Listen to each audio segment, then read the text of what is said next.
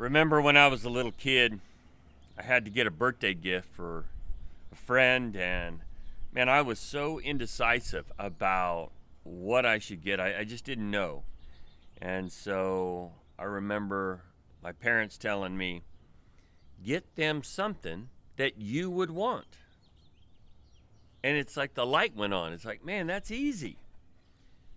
Get them something that you would want. Well, what would a little boy want? Well, probably a Hot Wheels. And so all of a sudden it made that so easy. Interesting how you take that little bit of advice and you just propel it through the rest of your life. And so I began to use that oftentimes with a lot of things I had to do with my life. So get them something that you would want.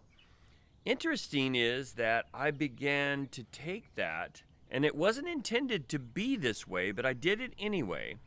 And I began to look at everyone else through my own eyes. And it created a problem. And I think other people have done this too. Let me know if that's been an issue for you. And so instead of really seeing beyond the surface and beyond, something like a Hot Wheel, something that's material, looking actually to the heart of people and really trying to figure out, what is it that I truly want? Now, is it something material? Well, at times it would appear that way. Or is it something much deeper? When we take a look at our passage today, it has to do with what we often call the golden rule. And in Matthew 7, verse 12, we see that. I want to read out of the Complete Jewish Bible. It says, "Always treat others as you would like them to treat you." That sums up the teachings of the Torah and the prophets. So why am I reading out of the Complete Jewish Bible? Well, because Jesus is speaking to these Jewish followers about things that were taught to them in the Torah. Now, this reference back to Leviticus, and we see in Leviticus 19, verse 18, it says, "Do not take vengeance or bear a grudge against any of your people. Rather, love your neighbor as yourself. I am Adonai." And so we think this idea of the great commandment to love God and to love your neighbor is some New Testament idea. But when you study that, you're going to see that it has its roots in the Old Testament, and God taught that in the Old Testament. You know that the Ten Commandments are summed up. Love God, love your neighbor.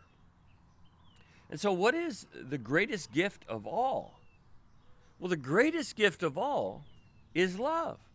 And we see that in Jesus, and we see it when he hung on the cross. He gave his life. He gave all that he could. This ought to make us think, if we're going to treat others as we want to be treated, and in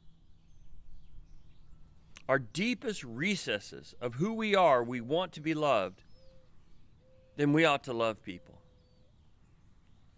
Individual that I've been watching that has really demonstrated love in an amazing way. She has really came to the rescue when these people have been in need, and she has done the things that she would want for her if she was in that situation. But yes, there's the physical, but going beyond the physical to touching the heart, that's where impact is made. Now, I'm not going to lie. A few years ago, when a brother gave me this little 56 Ford, I was really excited. And I thought, man, this is really cool. And, part of me wants to open this thing up. But it was his sentiment. It was the fact that this was something that was his, and he gave it to me. He could have kept it, but he gave it to me. Granted, it's 97 cents at the dollar store. I understand. But he thought of me. And so the thought was way more than the actual gift. And you think about how if we demonstrate love to other people, if they understand where our heart is, it's going to make a tremendous impact. So if we think about what we're to give other people, something that we would want, well, it's probably something that deals with sacrifice. It's probably something that deals with the heart. It's probably something that's going to cost time, effort, energy, and maybe some money. The Lord gave it to us, and it was the greatest gift.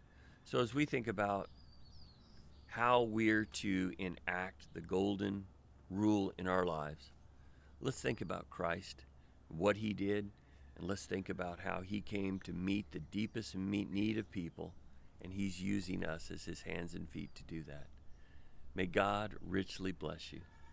Thank you so much.